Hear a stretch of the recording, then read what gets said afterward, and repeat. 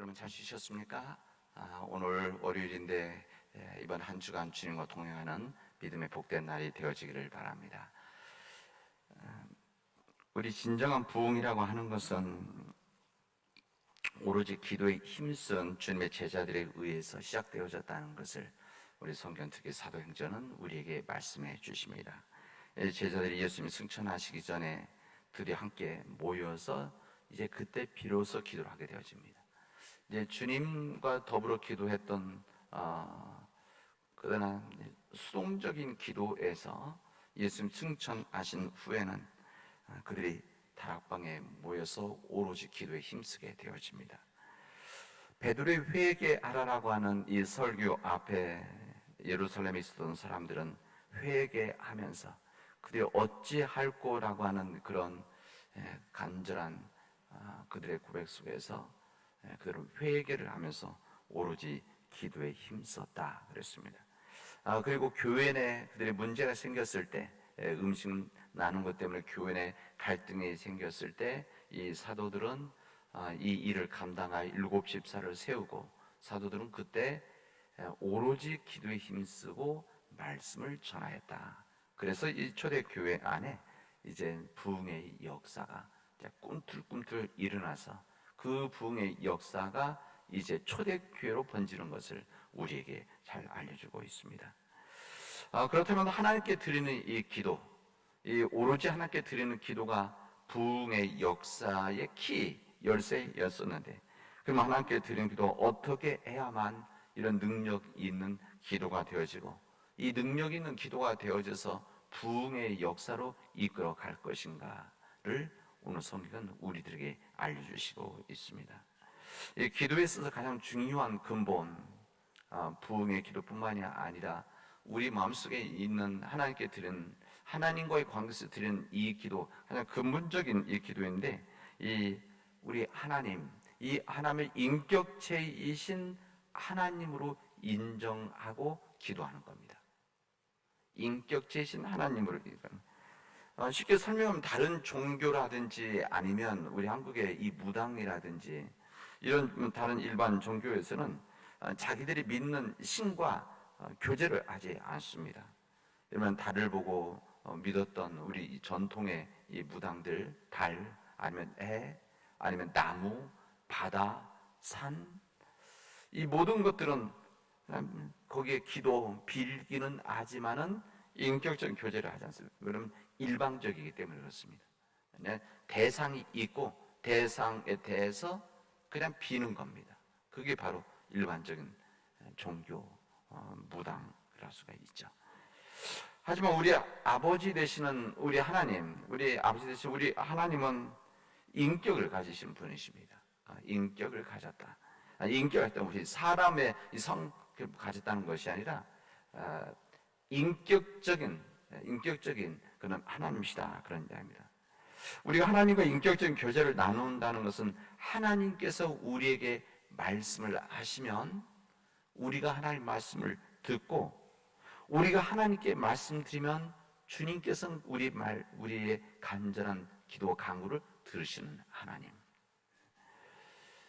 우리 하나님께서 우리에게 선한 것으로 우리에게 허락해 주시면 우리가 그것에 대해서 감사하고 하나님께 감사해서 영광 돌리고 또 이 기도하면 하나님께서 우리의 삶을 또한 인도하여 주시는 그런 인격적인 관계, 일방적인 관계가 아니라 하나님과 우리 관계라는 것은 일방적인 관계, 우리는 그냥 빌기만 하는 것이 아니라 하나님께서 말씀하시면 우리가 듣고 또 하나님께 간구하고 또 하나님 우리의 간구를 들으시고 또 응답하시고 응답하시는 하나님에 대해서 우리가 감사하고 또 우리의 문제가 있을 때 하나님께 또 간구하면 하나님께서 우리의 기도를 들으시고 또 응답하시는, 이게 바로 구약 성경에서부터 신약 성경에 이르는 주님과 하나님과의 관계 부분입니다.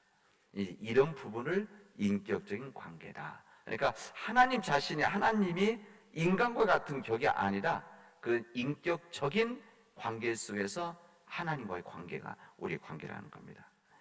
우리 하나님은 이런 인격적인 관계를 나누시기를 원하시는 우리 주님이십니다. 그렇기 때문에 우리가 기도한다는 것은 하나님께 우리가 드리는 기도가 있는 것이고, 또 때로는 우리가 하나님의 말씀을 듣는 기도도 함께 있어야 되는 겁니다. 우리는 이 기도 때로는 그냥 일방적인 기도할 때들이 많이 있죠. 그러니까 나만 기도하는 것, 나만 하나님께 하고 싶은 얘기 다 하고 아멘 하고 끝나는데, 그게 아니라 우리 기도라고 하는 것은 때로는 그냥 하나님의 말씀을 들으려고 하는 영적인 우리 마음을 비워두는 것, 그런 거죠. 그냥. 그래서 우리는 때로는 하나님 앞에 우리 묵상으로 기도하는 겁니다. 그래서 하나님, 이 주의 종에게 말씀해 주십시오 라고 하는 마음, 간절함으로 그대로 듣는 거죠. 묵상하는 거죠. 그게 영적인 훈련 아니겠습니까?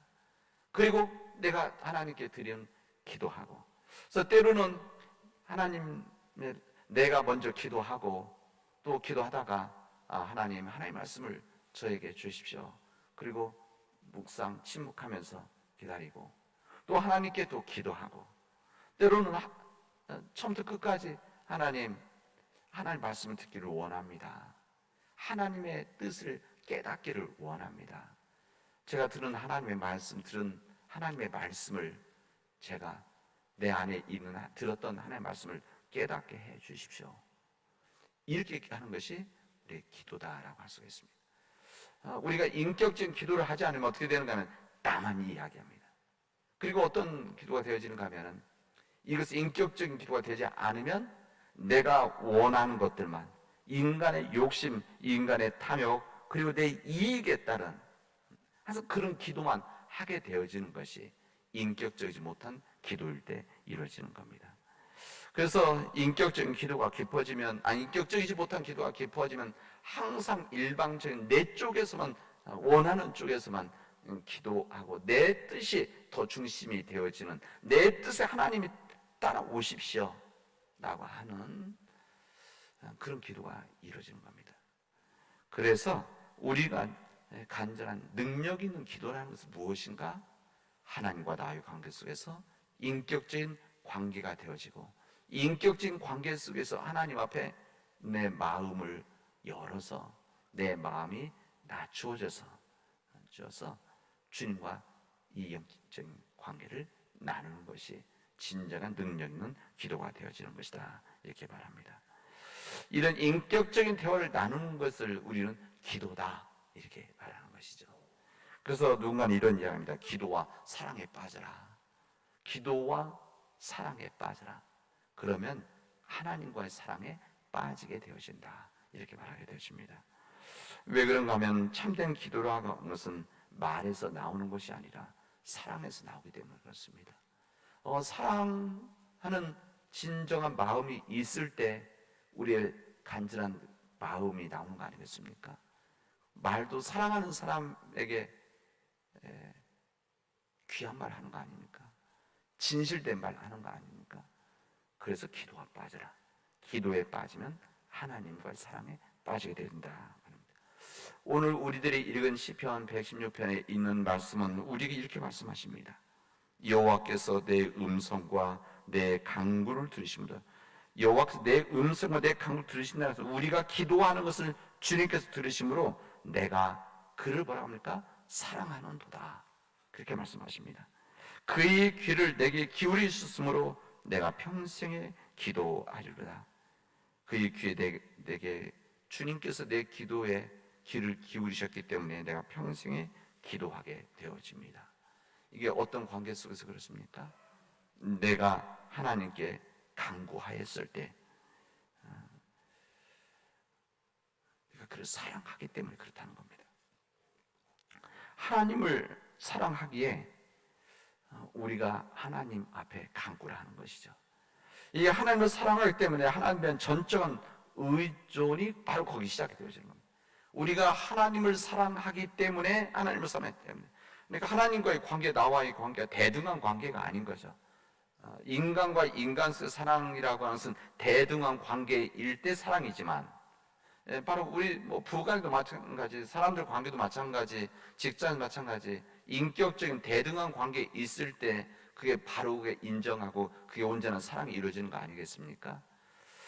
그러나 하나님과의 관계라고 하는 것은 우리는 다른 거죠. 사랑한다고.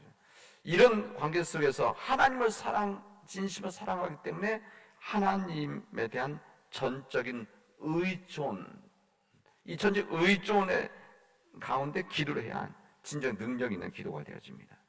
예수를 승천하신 후에 이제 제자들이 모여서 기도하는데, 우리 성경에는 그들 모여서 오로지 기도했다 이렇게 합니다.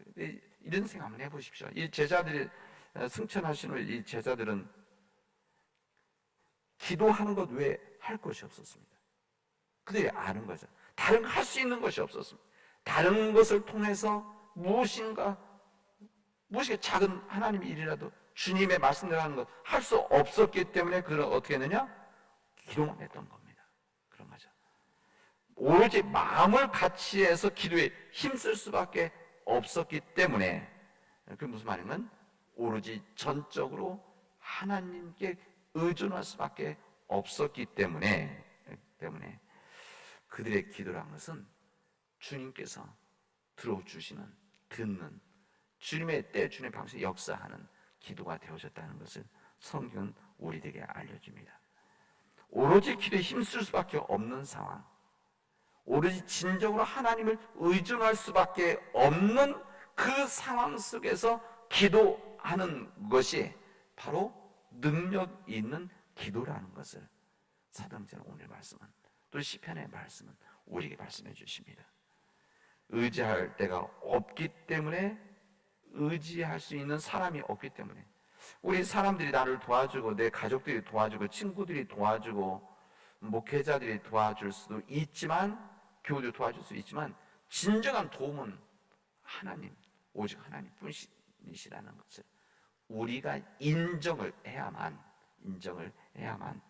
바로 거기에 기도, 하나님 인격적인 광수 기도가 이루어지는 것이고, 그런 인격적인 기도, 전적인 하나님만을 의존하는 기도가 있을 때만이 능력 있는 기도가 되어진다는 것을 우리에게 알려주십니다.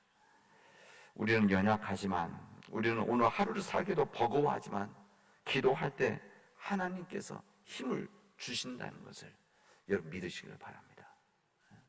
인간의 힘으로 살아갈 수 없는, 인간의 의지로 살아갈 수 없는, 때로는 사람들 가운데는 인간의 물질, 권력, 명예로 살아갈 수 있다고 생각하지만 이것으로 살아갈 수 없는 그 버거운 생활 가운데 오로지 주님 믿는 자들에게서 기도라는 것은 우리에게 살아갈 힘을 주시는 것이고, 살아갈 방향을 우리에게 알려주시고, 우리에게 구원의 길을 허락해 주신다는 것을 오늘 하나님 말씀은 우리에게 알려주십니다.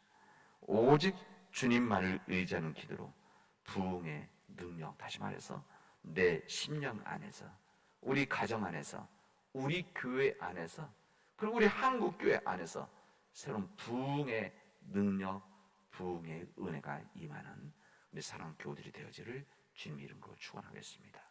기도합시다. 은혜가 풍성하신 하나님 감사합니다. 오늘 저희들에게 이 귀한 날 주님 앞에 머리 숙여 가시고, 주님께서 우리에게 믿음 주시고 건강함 주셔서, 또 사랑하는 우리 교회를 주셔서 주님께 간구하게 하시니 감사합니다.